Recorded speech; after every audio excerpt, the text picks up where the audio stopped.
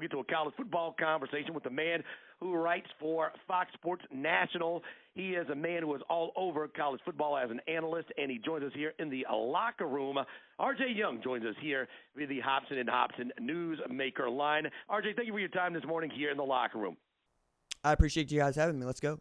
We liked your ultimate rankings, your 134 teams that you rank for the ultimate college football rankings. What jumped off the page around here is that you had the Georgia Bulldogs coming in at number 2. We like those kinds of conversations. What is it about the Georgia Bulldogs that has them that high at number 2, but not high enough to be number 1? I think we're splitting hairs at this point. We're talking about playing for the national championship. That's how I built this thing. We start with who do I think has the best opportunity to win the national championship on week 1, and we go from there. And right now I see 4 preseason AP All-Americans from Ohio State, 6 total. That's more than Georgia. I see a quarterback that has won a conference championship at a Power 5 program. That is not Carson Beck. That is Will Howard. I see Quinshon Judkins. I see Travion Henderson, who I think are better tailbacks than Trevor Etienne. And I'm still waiting on the Georgia number 1 to emerge. I understand people feel good about Oscar Delp. People feel good about Dylan Bell. In the words of Monique, I would like to see it. Let's wait and see, and then we'll get back to it. But right now, I think it's pretty fair. They're at number 2, and they're playing for the national championship. I like the way you laid that out, but I'm going to try to play my trump card here. Kirby Smart wins big games. Ryan Day does not. Hell, Kirby Smart damn near lost a big game if Noah Ruggles cannot kick one to the left just by 3 yards. We're talking about the national champions not being the Georgia Bulldogs in 2022, but being Ohio State, because we most think one of those teams are going to beat down Texas Christian. And we're talking about big games. With Ryan Day, we're talking about Michigan is what we're talking about, right? Like that's honestly it. Because if we're going to go back and watch that game, Marvin Harrison Jr. was giving Kilo Ringo everything he wanted. And if Kirby Smart did not have the presence of mind to run down the sideline, call that damn timeout, maybe we're talking about a totally different score altogether. And I mean, not for nothing, but isn't this the same Kirby Smart that lost the SEC championship to a team that damn sure lost to Texas, that damn near lost to Auburn, that damn near lost to South Florida? I don't know. We'll see. RJ Young, Fox Sports National College Football Analyst. You can check out his work on foxsports.com or the Fox Sports app. RJ, team alignment, changing conferences, coaches, new places, new faces. What excites you more about this college football season coming up? Nobody knows nothing. That's my favorite part. I love the chaos of this sport because when it gets chaotic and people get in crisis, that's when I get to turn down my turtleneck collar and go to work. Don't nobody know nothing about the middle of these programs or the bottom of these conferences, right? So we're talking about how many teams we're going to get into the college football playoff. We think 2 from the SEC and the Big Ten, maybe 3, depending on how we feel about these rankings. And we also know that a college football playoff selection committee ain't always guaranteed to make the right decision. Just take a look at what they did at Florida State last year. So there's going to be a lot of moving and shaking as we get into this, and not for nothing, but I'm going to be watching week 1. I want to see if Georgia's going to beat Clemson by 21 or more, or if Clemson's going to give them the what, for, and the how now. I'm very excited about all the unexpected outcomes that are going to come from this 2024 season. Florida State, you have number 5 in your ultimate rankings. They're a team that lost a ton of offensive production.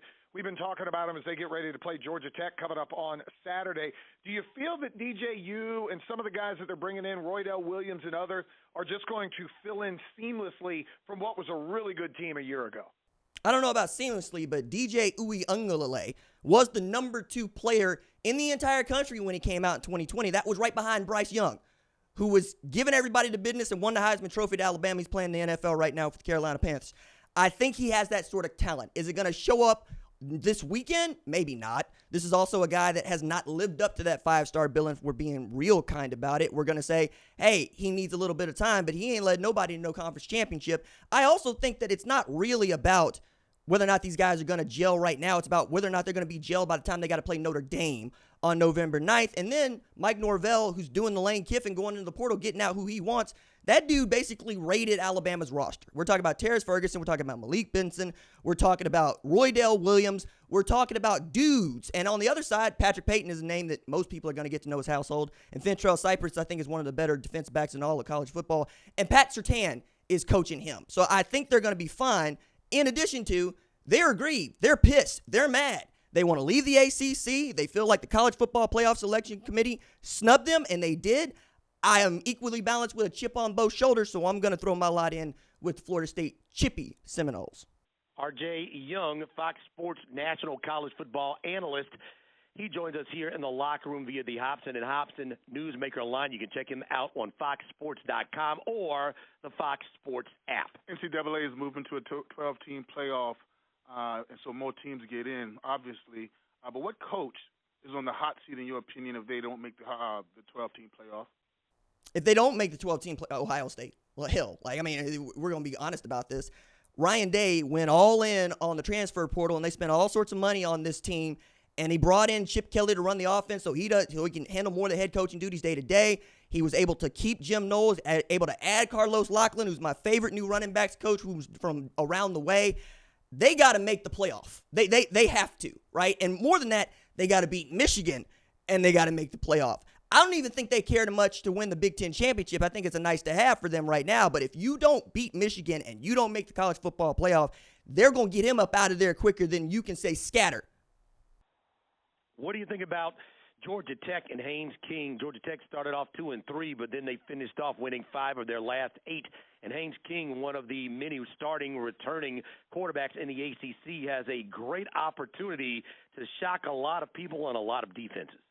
Well, first, I'm very proud to know that the folks in Atlanta thought it well enough to come down to my neck of the woods, go get a kid from Longview, Texas, who could absolutely spin it in Haynes King. That dude can go. However, when we're talking about Jimmys and Joes and not X's and O's, we know what time it is with Florida State and Georgia Tech. That said, 7-6 for them, not a damn bad way to go out. I mean, we're talking about the first winning season, I believe, since 2018. They're going to be able to run the ball. I think they're even going to be able to run the ball against Florida State. It's about, can they stop Florida State running the ball and what that defense is going to be. I'm not concerned about what Haynes and that offense are going to be. I'm concerned about how many opportunities they're going to go get to go score. Usually you're getting about 10, right? 10 possessions. We're thinking perhaps they got to score 7 on 8 of those. Well, let's go back. Let's say they got to score 7 on 5 of those for it to be a ball game. I genuinely believe that you're right to feel the way you do about Georgia Tech. You feel like they're going to have a good season. I got them ranked, I believe, at like 53rd in my 134. So I want them to keep it close. And more than anything, we're going to see if Florida State can keep their number 5 ranking. Then we're going to see where Georgia Tech is going to land. However, and maybe y'all could be able to tell this to me, why the hell don't Georgia Tech just recruit the city of Atlanta? I feel like I'm saying this everywhere I go, but don't y'all put out some of the best high school football product in all of America, and they can't seem to get them to Georgia Tech? If they do, we're having a different conversation. Yeah, that's correct, RJ. Brent Keeley, new head coach, has been there 2.5 years.